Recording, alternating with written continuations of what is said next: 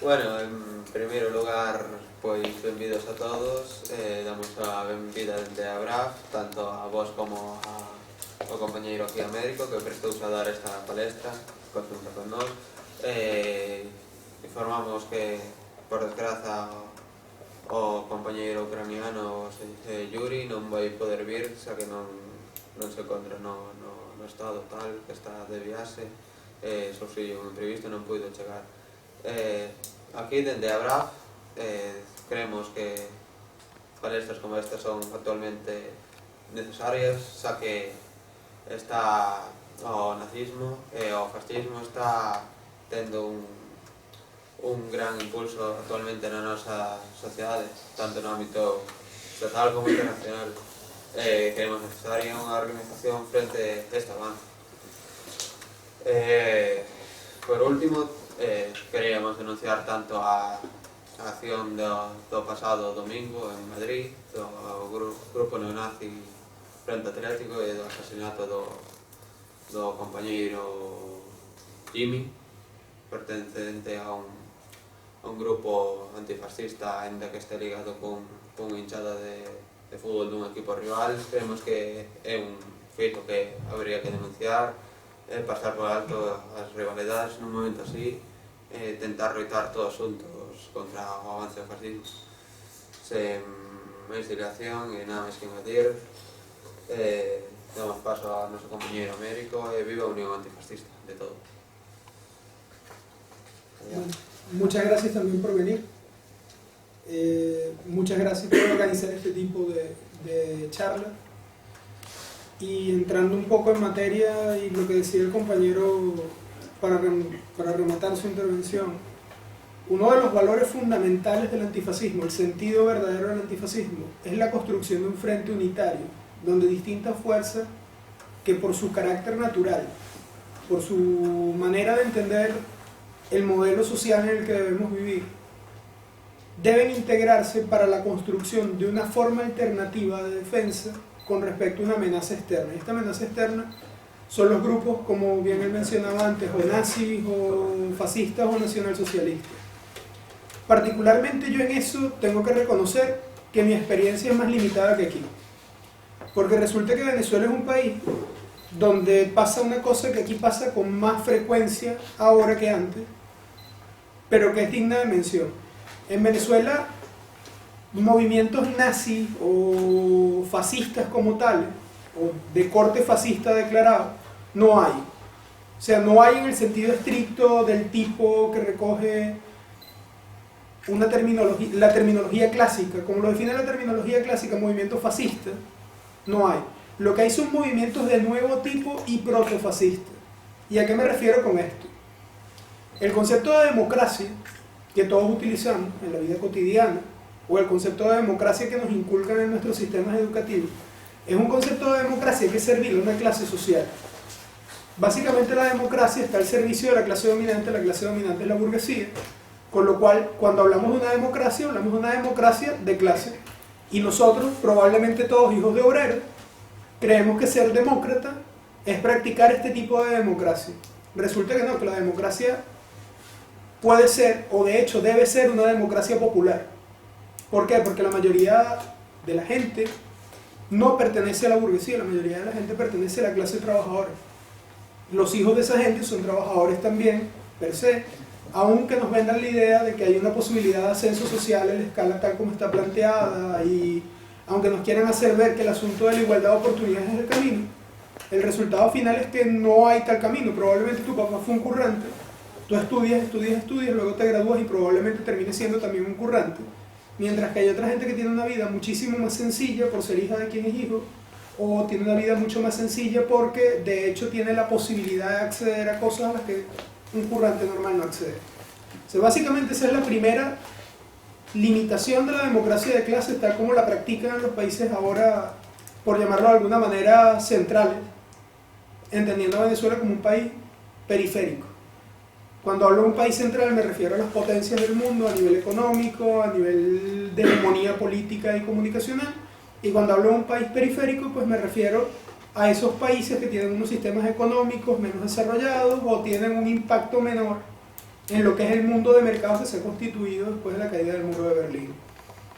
Entonces, en Venezuela nuestro problema cuando teníamos cierta edad para enfrentar al fascismo es que en realidad los movimientos eran demócratas, de extrema derecha, muy radicales de extrema derecha, como Tradición, Familia y Propiedad, que uno de sus gérmenes más importantes es ahora un partido con aspiraciones gubernamentales como Primero Justicia. O sea, los gérmenes de los partidos de aquella época, de las juventudes de aquella época, que en la práctica son fascistas, aunque hayan remodelado su discurso, siguen siendo fascistas ahora, aunque en la práctica han remodelado su discurso, pero juegan mediáticamente con una alternativa discursiva que nos pone a nosotros en una situación muy incómoda. O sea, a nosotros en Venezuela se nos acusaba de ser autoritarios porque nosotros pertenecíamos a un movimiento comunista. Y los comunistas, pues, obviamente, son el coco, persiguen a los niños, son malos, quieren expropiarlo todo y quieren acabar con la vida como la conocemos. Y los buenos, pues, son los demócratas, que son los tipos plurales, que te permiten elegir qué comprar, que te permiten elegir cómo vivir. La gran mentira que hay detrás de todo eso es que si tú no tienes dinero en el bolsillo, no compras lo que te da la gana y no vives como te da la gana. Y básicamente para tener dinero en el bolsillo, pues tienes que aceptar una serie de normas y una serie de, digámoslo de alguna manera, obstáculos, bien, económicos, políticos, incluso sociales, para llegar a acceder a unos ciertos niveles o estándares de vida. ¿Qué pasa? Que nosotros en el año 89 como país, no me refiero a mi organización como colectivo Alexis Vive, me refiero a país, me refiero a Venezuela. Nosotros en Venezuela en ese momento tuvimos un gran quiebre, muy parecido a lo que está pasando ahora aquí en España, en el Estado español. Y hago la salvedad porque entiendo también las diferencias que hay cuando hablamos del Estado español y de la nación gallega como tal. Básicamente en el Estado venezolano de aquel tiempo hubo una ruptura de un modelo bipartidista. Allí había dos grandes partidos que históricamente después de la caída de la dictadura de Pérez Jiménez se repartieron el país. Y estos dos grandes partidos, que eran COPEI y Acción Democrática, que vendrían siendo el equivalente del PP y el PSOE, son una democracia cristiana con reminiscencias hacia el Opus Dei, con reminiscencias hacia grupúsculos de extrema derecha, pero todos integrados ahí, como ahora mismo el PP. O sea que la derecha, la derechísima, la monarquía, todo el mundo cabe en el PP, pues más o menos así era COPEI en Venezuela. Y luego esta Acción Democrática, que vendría siendo el equivalente del Partido Socialista Obrero Español. De hecho, pertenecieron a la misma internacional y aparte de pertenecer a la misma internacional, hubo una época de mucho colegueo entre ambas organizaciones en todos los niveles. Como podrán saber, hubo un presidente en Venezuela que fue sacado del gobierno por corrupto en esa época, que fue Carlos Andrés Pérez, y su mejor amigo y adalid internacional, el que lo llevaba a todos lados, era Felipe González y viceversa. Entonces, para que tengáis una idea del nivel de connivencia que había. Hay un quiebre del modelo bipartidista, y ese quiebre del modelo bipartidista trajo como consecuencia una serie de olas de descontento popular que se tradujeron en rabia callejera por un lado, y ahí podemos situar una muy buena parte de lo que es el espíritu del antifascismo como debería ser entendido en su verdadera dimensión. Ese es el punto donde se origina el antifascismo. Cuando hubo la ruptura del año 89 y la gente salió a la calle, fue una especie de insurrección popular espontánea. En Venezuela se conoce como el Caracazo, y pues la burguesía lo sigue llamando los saqueos del 27 de febrero. Básicamente la gente que no tenía que comer acudió a los centros donde había comida, a los centros donde había electrodomésticos que hacían falta en las casas, y los robó. Pero no fue un robo de una persona entrando en un comercio o en un supermercado, fueron cientos de miles de personas en la calle entrando en los comercios y llevándose lo que les hacía falta y les había sido negado durante 2 años de malas políticas neoliberales en el Estado, que además amenazaba con más recortes neoliberales. O sea, cualquier parecido con la realidad que tenéis ahora en cuanto a recortes es mera coincidencia. Básicamente estáis viviendo lo mismo que nosotros vivimos. O sea, una serie de recortes horrorosos, una casta política y una dirigencia política enquistada en el uso del poder, completamente corrompida, que se lo había robado todo, y una ciudadanía que tenía que sacar de su bolsillo para sufragar los gastos expendiosos de esa gente. Sin ir más lejos, Carlos Andrés Pérez había asumido el gobierno en el año 89, en enero, y se hizo una coronación que se llama allí la toma de poder, vamos, como asumir el gobierno, digamos, y básicamente fue una coronación en la que asistieron pues sátrapas de todo el mundo. Felipe González, el otro, y se gastaron un dineral, y los recibieron a cuerpo de reyes en el aeropuerto y le dieron champaña a todo el mundo y hubo banderitas de colores y resulta que se gastaron un dineral que la gente necesitaba para comer. En mi país había gente que estaba pasando hambre en ese momento y en lo que el tipo toma el poder, pues la solución era aplicar unas medidas que nosotros llamamos neoliberales, aquí se llaman los ajustes europeos, y esos ajustes europeos o medidas neoliberales significaban que los que antes comían mierda ahora se iban a dar cuenta de que la mierda no alcanzaba para todo, lo que es todavía peor, ¿entiendes? Entonces la gente, pues llegado a ese punto, dijo, pues mira, nos botamos a la calle, y ahí salieron las organizaciones comunistas, salieron las organizaciones que se declaraban anarquistas, salieron la gente molesta en general con un estado de cosas que es fascista. El sistema de exclusión es fascista. O sea, el antifascismo no es una cuestión de una tribu urbana que se define como de izquierda, enfrentando a otra tribu urbana que se define como de derecha, ni yo soy un skin nazi y un skin comunista, no. Es un problema más estructural y más de fondo. Y la base de un entendimiento entre las distintas organizaciones es el origen de que posiblemente esa estructura antifascista germine en nuevas formas de organización que permitan a los pueblos avanzar en la construcción de nuevos modelos de vida. En Venezuela, ¿cómo pasó esto? Pues muy sencillo.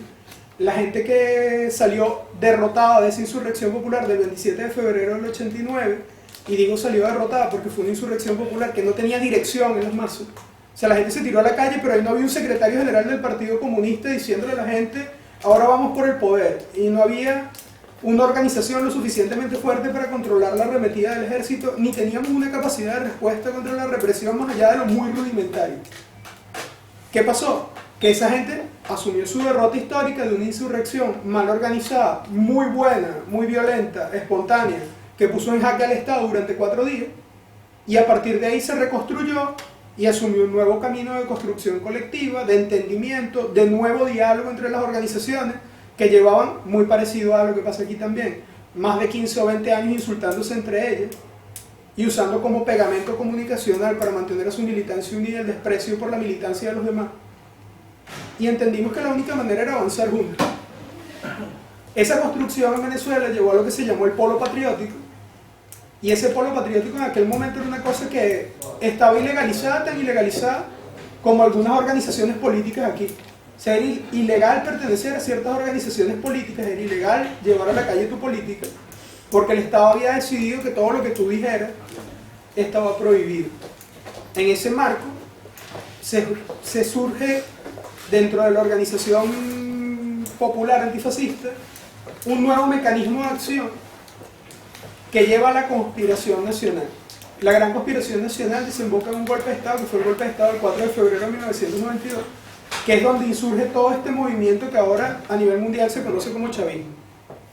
Pero fijaros cómo, de la capacidad de comprender la militancia y el sentimiento anticapitalista, antifascista, antiburocrático y antiburgués del Estado y de la represión que el Estado plantea, puede surgir una nueva forma de organización. ¿Qué pasa?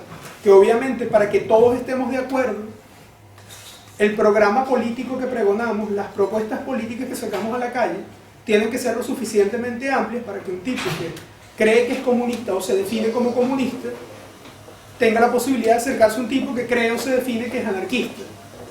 Eso es el antifascismo. Y en el fondo los dos coinciden en otra cosa todavía más profunda. Los dos son anticapitalistas. Anticapitalistas en el sentido de represión regresivo que tiene el modelo estatal al servicio de una sola clase social. A partir de ahí se puede construir. Entonces el verdadero sentido de la construcción del antifascismo es ese. Ahora, lo más parecido a la lucha antifascista que plantean algunas organizaciones que hemos visto en el Estado español, en plan, hay colectivos fascistas y colectivos antifascistas y se agreden unos a otros, como la pelea que mencionó el compañero recientemente sucedida en Madrid, o muchas otras que se le pueden venir a la memoria, la muerte del antifascista Carlos Palomino, o muchas más. La gran diferencia que puede haber entre un cisma como ese y la construcción unitaria es que en el fondo, cuando tú planteas el desarrollo de la lucha en términos de igualdad, en términos de superación de unos obstáculos que son básicamente tan fáciles de derribar como la voluntad que tengamos de entender a los demás. es posible que la nueva forma de organización sea mucho más abierta, mucho más colectiva y mucho más participativa. Que no significa que para que nazca una organización antifascista deben morir el resto de las organizaciones. Significa que todas las organizaciones deben asumir la tarea del antifascismo.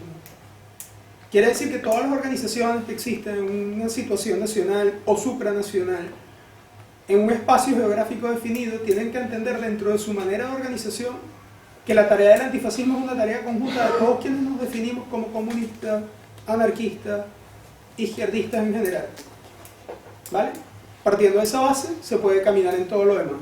Allá, la mayor fuente de parecidos y similitudes que puede haber fue el movimiento estudiantil. En el movimiento estudiantil venezolano eran mucho más marcadas las tendencias fascistas. Obviamente las juventudes son siempre más impetuosas que los partidos originales, y si había colectivos que eran más o menos brigadas de la porra, como puede ser aquí a lo mejor Democracia Nacional, Fuerza Nueva, Democracia 2000 y cuantos chiringuitos existen. De hecho, hay uno que se llama Movimiento Social Republicano. Hay un montón de organizaciones que sus postulados son nacionalsocialistas o de tendencia fascista o cosas muy parecidas a caballo entre una cosa y otra. En Venezuela, todos estos tipos eran así de fascistas, pero tenían un comunicado que decían que ellos eran demócratas, defensores de la democracia. Y aquí en el fondo, las juventudes del PP son así de fascistas y son así de defensoras de la democracia.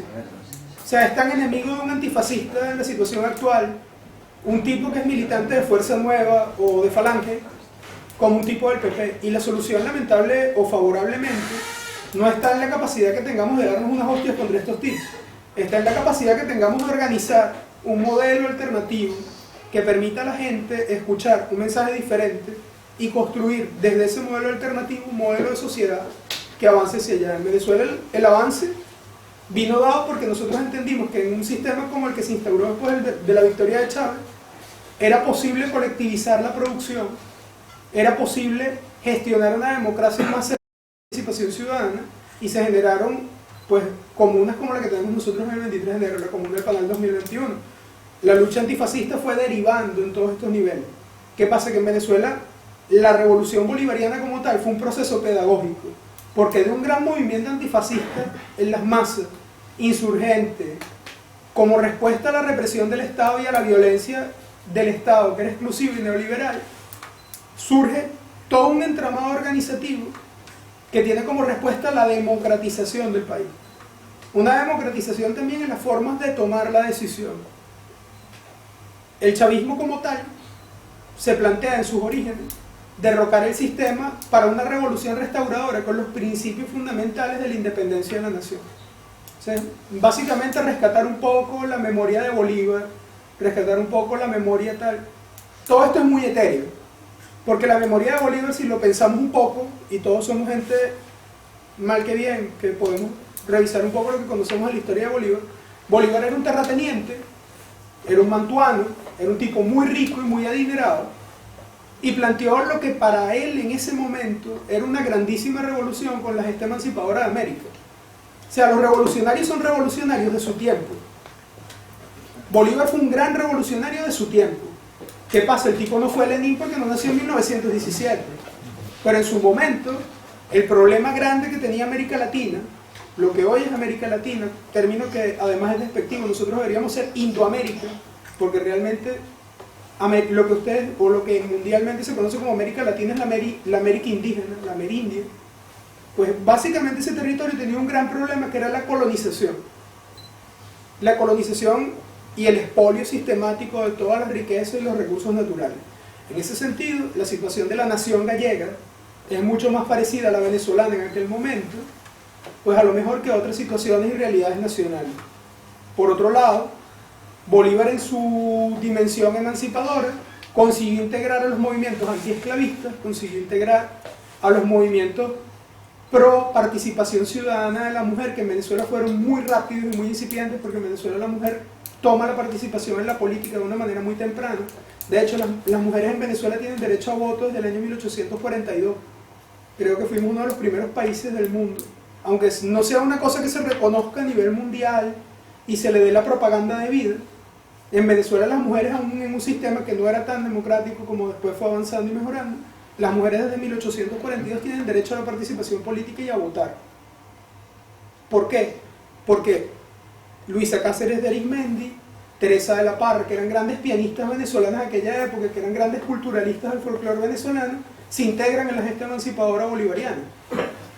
Francisco de Miranda, que fue el primer gestor de la independencia de Venezuela en términos integrales, fue un tipo que consiguió sembrar en los círculos culturales, universitarios y sobre todo musicales, porque en Venezuela los conservatorios de música en aquel tiempo jugaron un papel muy importante para lo que fue la lucha por la liberación, logran inculcar la igualdad y la participación, porque en el fondo el machismo es otra forma de fascismo, es otra forma de extensión de la propiedad privada.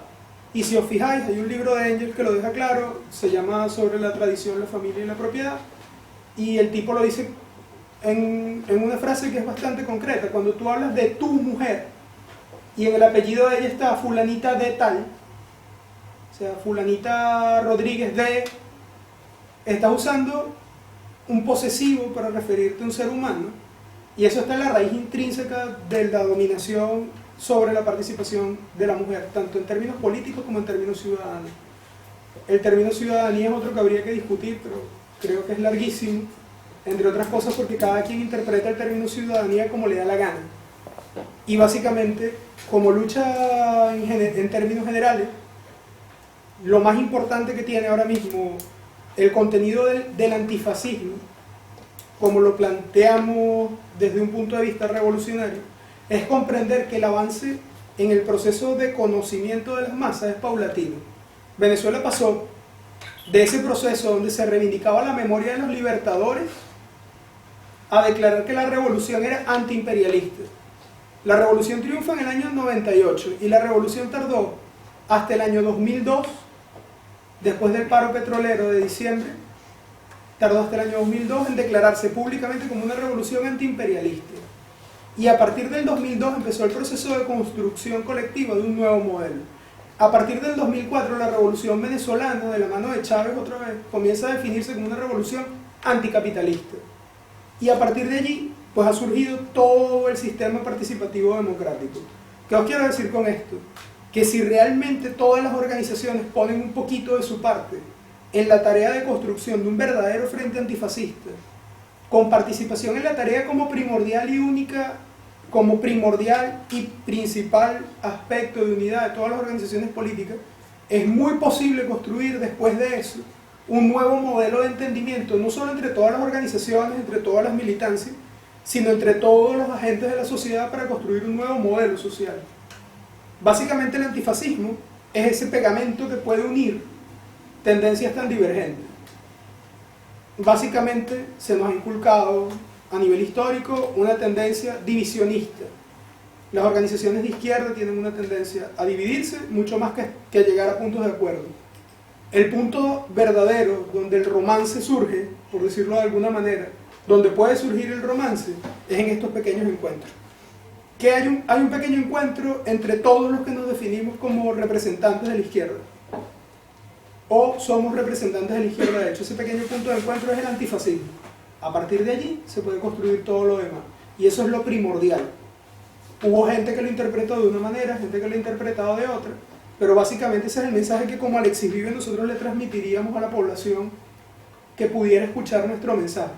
Que básicamente el mensaje del antifascismo es un mensaje de capacidad de deponer las diferencias en términos generales, incluso las diferencias en términos estratégicos, tácticos y abstractos, para construir un pequeño espacio donde sí somos capaces de llegar a acuerdos, porque en el fondo, tanto para los anarquistas como para los comunistas, como para los independentistas, para todo el mundo, los fascistas son un único enemigo. ¿Qué pasa? Que no solo es fascista el que lleva la esvástica tatuada, el que lleva la cabeza rapada, el que lleva una determinada manera de vestir o escucha un determinado tipo de música. Fascista es el Estado, o por lo menos ahora mismo el Estado español como tal, es un Estado burgués con una deriva fascista muy profunda, y esa deriva fascista lo lleva a cometer unas formas represivas cada vez más masivas. El problema de la represión, la gente dice, no, es que ahora hay más represión. No solo hay más represión, sino que hay mejor represión. Hay mejor represión, la represión es más directa, es más encima de cuadros muy puntuales, pero también vuelvo a decir, sí, es más masiva también. Ahora el Estado español reprime a todo el mundo y con más ahínco a quien le conviene. Han convertido en delito cosas que antes no lo eran. Entonces, si nos damos un poquito la tarea de revisar y nos acordamos de lo que dije al principio, básicamente es la burguesía quien controla lo que es delito. Hay dos cosas que son fundamentales en un modelo de Estado, la psiquiatría y el sistema represivo. Las dos las controla la burguesía. ¿Por qué la psiquiatría? Porque a ti vienen mañana y dicen que lo que tú piensas es una locura y médicamente está sustentado sobre un tipo que la burguesía define de locura, y a ti te dan un carnet de loco y estás inhabilitado para la vida. Esa es una manera de sacarte de circulación. La psiquiatría moderna es una forma de represión. Al margen de la psiquiatría moderna, la forma más extendida de represión que utiliza la burguesía sobre las masas es la represión policial, la represión del aparato armado del Estado con todo el peso que puede representar. En la medida que ellos se ven más apretados, más cosas son delitos y más cosas debemos pagar. A lo mejor parece una tontería, pero llevar a tu perro sin bozal puede costar 6.000 euros, o que se cague donde no debe si tú no tienes la bolsita 300, porque el Estado ahora necesita pasta. Estacionar en un sitio a lo mejor antes no era un problema, pero ahora vuelve y ¡pum!, recetazo. Y eso que está pasando, de que te meten la mano en el bolsillo, pasa cuando meten a los militantes en el talego. A lo mejor antes no era un delito pedir la libertad a los presos políticos con una pintada, o reclamarla en una charla, como la que estamos teniendo ahora, y sin embargo, si lo haces ahora mismo, puede ser un delito o de enaltecimiento del terrorismo, o bien sabe tú qué a saber, según el entendimiento de un juez de la burguesía, con respecto a un tipo legal que lo que han hecho es reinterpretarlo. La ley está escrita, y básicamente ellos tienen el poder represivo para interpretarla en todo su sentido. El verdadero fascismo es la represión. Entonces, las brigadas antifascistas, yo saludo la iniciativa que han tenido, y lo más importante es que tengáis conciencia de que la principal forma de represión a la que os vais a enfrentar es la mentira de un Estado que reclama para sí el uso de la democracia cuando la democracia está al servicio de la clase dominante. Las clases dominantes son muy correctas en el uso de esa democracia cuando les conviene. Y el principal enemigo que vais a tener que batir no es el loquito, equivocado, bruto, embrutecido, que no leyó, o que cree en las cosas equivocadas y que milita en Fuerza Nueva, o milita en España 2000, o milita en el movimiento social republicano. Ese no es tu enemigo. Es tu enemigo más directo, es el que te vas a chocar en la calle, es el que más se parece a lo que tú estás haciendo. Pero en realidad el verdadero enemigo, en términos de construcción social de un movimiento antifascista, el realmente peligroso es la represión. Y si no, entender lo que puede pasar si mañana reivindicáis cualquier actividad que el Estado declare delito. Y empezaréis a ver cómo vuestros compañeros sistemáticamente son reprimidos, en el bolsillo o con su libertad. Yo por mi parte no tengo más nada que deciros. Esto fue lo que preparé, espero que no haya sido muy malo ni muy aburrido.